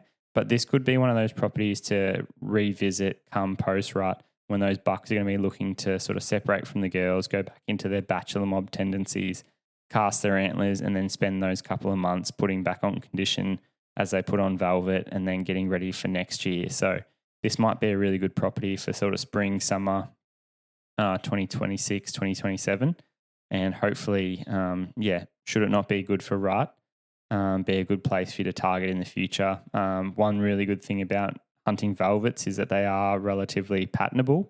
And that could be something that really allows you to sort of study the bucks that are in your area, identify the genetics, good animals, all that type of stuff, but also take deer, in hard velvet that have great trophy potential, but also really good eating quality because those bucks are literally just as fat as mud come December, January, as they're getting ready to go into the rut. So hopefully that question helps you, mate, and best of luck this rut with the young fella. The second question for today has been sent in by Bradley Smith. So Bradley writes, "Hi guys, just want to get your thoughts on quartering a deer and leaving the hide on the meat while it hangs in the fridge until further processing. I have always thought this provides a layer of protection for the meat, but I've also heard it can act as an insulator and trap heat. Thank you." So great question. This is something that I think a lot of it's got to do with personal preference. I know and can speak for James and I that when we're butchering deer and taking meat off an animal, mainly doing the gutless method these days, which is basically just removing all four quarters, the neck meat, the tenderloins, back straps, all that type of stuff. You don't actually have to touch any of the guts. That's sort of the method we like utilizing. But we will basically go and remove all the hide off every single piece of meat that we can. Obviously, the back straps, you're not removing, hide off them. But definitely the quarters. And we just find, one, it definitely helps with cooling them down quicker. But two, it's just after doing veterinary science at school and becoming vets and graduating and everything, we do a few courses or chapters, I guess, and lectures on food science and food safety and biosecurity and all that type of stuff. And we learn very quickly that hide and as in animal fur, animal hairs are one of the biggest carriers of dust, dirt, bacteria, parasites, all these sorts of things that can obviously then have effect and cause your meat to, go off. And especially you think that you're putting this really nice piece of meat in the cool room and you've got a nice protective layer of hair on it, but that hair can often also harbor things like dirt, blood, dust, milk, urine, feces, all that type of stuff. So we try and be as hygienic as possible, remove everything from the meat so that it is only meat. If that means that it gets a little bit of a cooler sort of crust, I guess, on it, which you can see, then that's fine. We'll just trim that and leave the cleaner meat and better meat underneath it.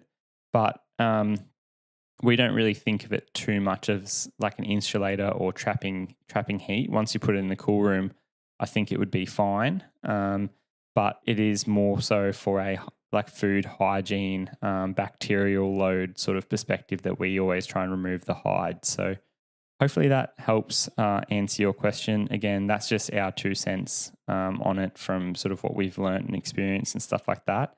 But you definitely can leave the hair on it, especially if you're just going to chuck it in the cool room for a week and then remove the hair and then go and butcher it up, process it all up further into those choice cuts, like your top round, bottom round, eye round, sirloins, all that type of stuff, shanks, whatever it may be, tri-tip, all that type of stuff. It's definitely something that you can explore.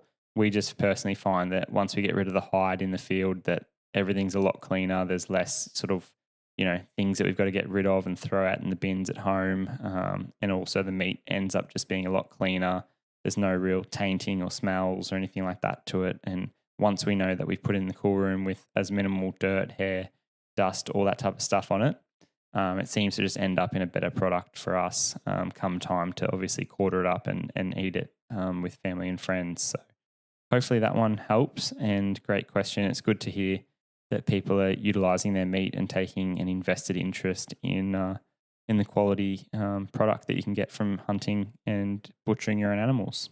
Alrighty, well, that wraps up today's podcast. That one was absolutely jam-packed with a ton of information on fallow deer. So hopefully you all can digest that one. You might have to listen to it another couple of times and really take away some of the tips that we've tried to instill there, all based on primarily fallow deer biology and physiology, focusing mainly on the does, but also a little bit on the bucks. I think if you can get your head wrapped around identifying why the does are coming into season, what they're sort of doing, the bucks are then going to obviously follow their suit.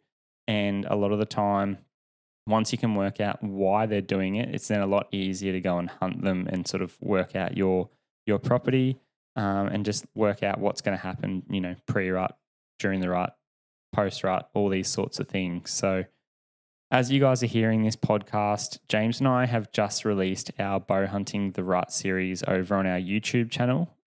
This is an epic red stag and fallow buck cinematic film, followed by, I think it's about 7 episodes or 7 different parts of this rut broken down into one episode each week. Dropping every Wednesday evening from 6 p.m. Australian Eastern Standard Time on the Twin Elements YouTube channel. So please make sure you guys continue to like, comment, and subscribe to show your support and help us grow the channel. We want to hit 25K subs in the next month or two. And to be honest, we might even try and coincide this number with doing a giveaway. We had great success last year when we hit 20K. So hopefully when the time comes and we get to around 25K subs, if you guys keep an ear out here on the podcast or across our socials, we'll hopefully be announcing some form of giveaway. It might even be a hunt giveaway, but we will have to keep that under wraps until it's a little bit closer. Next, please check out our website. We have a heap of blogs and stories and things like that over there, some recipes with food, throwing it back to the Hungry Hunter days. Plus, we have over 40 epic prints up for sale. There's some stunning shots of wildlife, scenery, and moments from the wild that James and I have captured. So please check those out. They directly support James and I here at Twin Elements and everything that we're doing, and pretty much allow for us to go on these hunts. It's a way that we can earn a bit of money to pay for airfares, all the hunting gear that we obviously purchase to do these hunts, and keep us out in the field where we can produce quality content for you guys. Lastly, please continue to subscribe, review, and rate the podcast. We have thousands of listeners on this podcast every single week, yet amazingly, we only have 60 odd reviews on Spotify. So please, if you are listening to this little wrap up and conclusion at the moment, please stop listening, just jump on your phone, give us a review, rate the podcast. Please give us 5 stars. It just helps us spread what we're doing a little bit further. And once you've done that, please continue listening. Go and listen to another episode. Listen to the fallow one again. I know there's a lot of content in there, but we truly appreciate everyone's support. Really enjoy doing the podcast and going to continue doing that throughout 2026. If you have any topics that you guys want discussed on a future episode of the podcast, please also send them through to us at info@twinelements.com.au. That's also somewhere you can just contact us and we will strive to get back to you there. We do get quite a few inquiries for different things, but even if you can't get through to us there, simply send us a DM on one of our socials and either James or myself will get back to you, legends. So we will see you on next week's episode of the Twin Elements podcast. Happy hunting for now, and I hope everyone is getting keen for the rut.